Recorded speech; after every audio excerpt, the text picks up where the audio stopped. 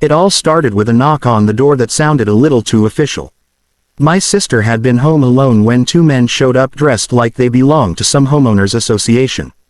They wore clean polo shirts with fake wall logos, had clipboards in hand, and even carried ID badges that looked convincing at first glance. Their act was flawless, almost. They spoke with confidence, using legal-sounding terms about property compliance checks and mandatory inspections. The way they stood, their calm tone, and the fake smiles on their faces could fool anyone. But what they didn't know was that we don't even have an WA in our neighborhood. That was the first red flag, but my sister didn't notice it right away. They told her there had been complaints about something on our property and that they needed access to the backyard. When she hesitated, they became slightly pushy, insisting it was part of their routine process. She didn't want trouble, so she opened the door just a little to talk. That's when their true intentions became clear. One of the men suddenly stepped closer, trying to wedge his foot in the doorway, and demanded she let them in. My sister, being strong-willed, refused. But before she could shut the door, one of them grabbed her arm hard. She screamed and tried to pull back, but he twisted her wrist so violently that it cracked. These men weren't WA officers, they were predators with a plan. What makes it terrifying is how real they looked. Their fake badges, their fake paperwork, and even a fake business card, they had thought this through. This wasn't some random burglary, it was a well-organized con disguised as authority. And that's what makes stories like this so dangerous. People trust uniforms, titles, and badges without thinking twice. Little did they know, the second they touched my sister, they crossed a line they would regret forever. Because while they thought they had picked the perfect target, they had no idea whose family they were messing with. The moment their hands closed around her wrist, everything escalated from tense to terrifying in seconds. My sister, who had only cracked the door open to be polite, now found herself in a nightmare. The taller one, who had been smiling just moments earlier, suddenly yanked her arm with such force that it made her stumble forward. She tried to scream, but the shock and pain stole her breath before the sound could escape. Then came the crack, that sickening, sharp sound no one ever forgets. Her arm wasn't just twisted, it was broken. She said the pain shot through her body like electricity, making her knees buckle. The guy didn't care, he didn't even flinch. Instead, he tightened his grip and barked, "Stop fighting." As if she was the problem. Her mind raced. Why was this happening? These men weren't here for an inspection, they were here to hurt her. She tried to pull away, her free hand clawing at the doorframe, but the second man joined in, grabbing her shoulder and shoving her deeper into the doorway. They were trying to force their way inside. That was their goal all along. The fear she felt in that moment, she later told me, wasn't just about the pain. It was the helplessness. She realized they could do anything to her, and no one would know until it was too late. Her phone was just out of reach, sitting on the kitchen counter. She could see it, but couldn't get to it. And the men, they were ruthless, completely focused on overpowering her. But they underestimated her spirit. Even with her arm throbbing and useless, she fought like hell. She screamed as loud as she could, long, piercing screams that carried through the street. The sound startled them for a split second, and that second changed everything.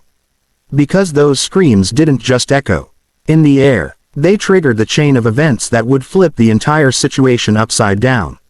What they didn't know was that I was just 3 minutes away, with backup. Armed backup. And when I got that call and heard her scream through the phone, something inside me snapped. These men had no idea the storm they just unleashed. 3 minutes doesn't sound like much, but when someone you love is in danger, it feels like forever. When I got her call, cut off by that blood-curdling scream, I didn't hesitate. I didn't even hang up properly. I hit the sirens, stomped the accelerator, and let the adrenaline take over. Every second mattered. 3 minutes. That was all it took for me to turn into something primal. My heart was pounding so loud I could barely hear the radio chatter. Dispatch was already alerting my team. We weren't talking. We didn't need words. Everyone knew this wasn't a drill, this was personal. As I rounded the last corner into our street, I saw the door wide open, swinging like a broken jaw. And then I saw her, my sister, slumped on the floor, clutching her arm, tears streaking her face. Her eyes met mine, full of pain and fury all at once. And behind her, those two imposters froze like deer in headlights. That was their last moment of freedom. Before they could even move, I was out of the car, weapon drawn, barking orders so loud the neighborhood windows shook.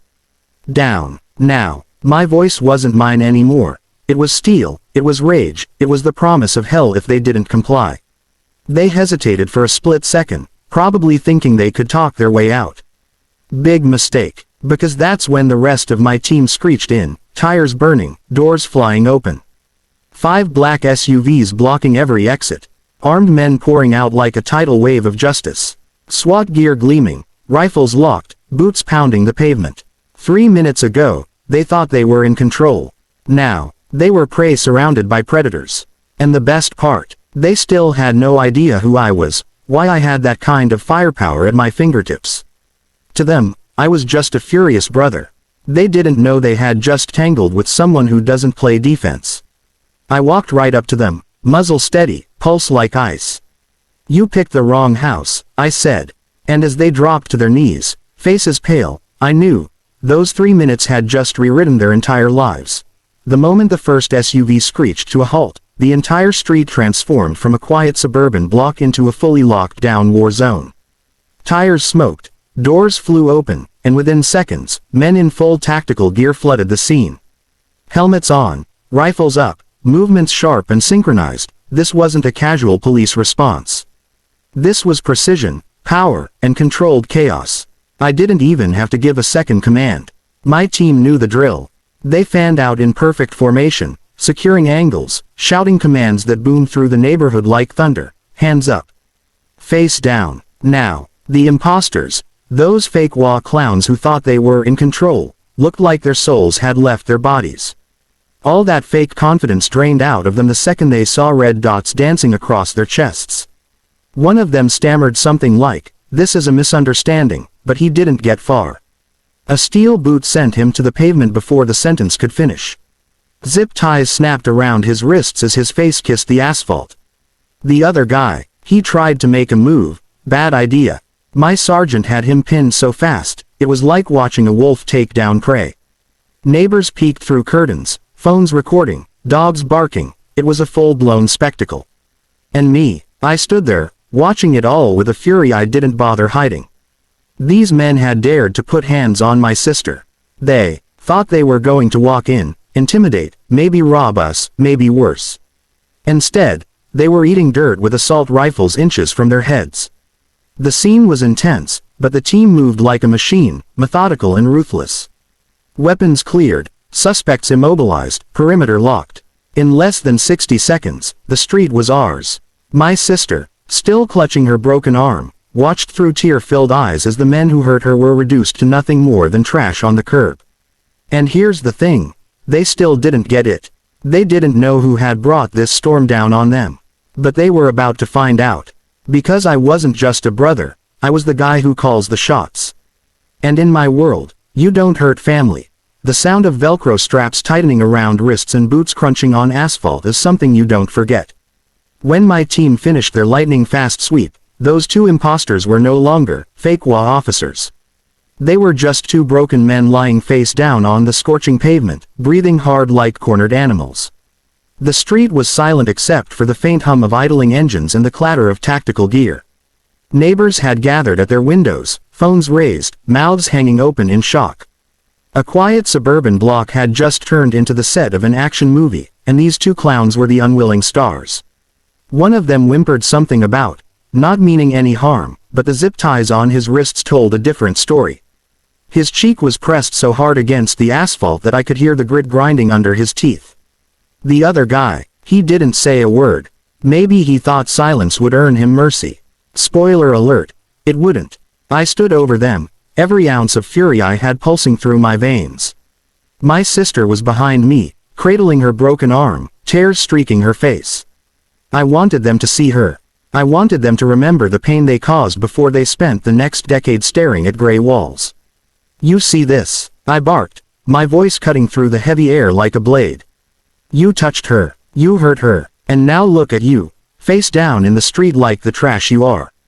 No one moved. Not my team, not the neighbors, not even the wind.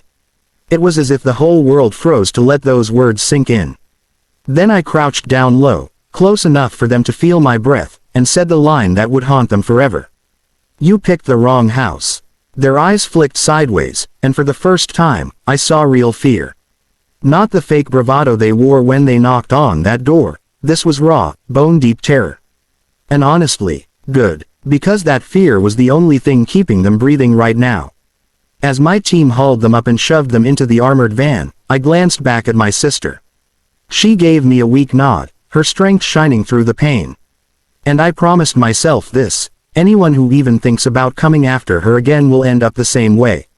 Face down, humiliated, and begging for a second chance they'll never get.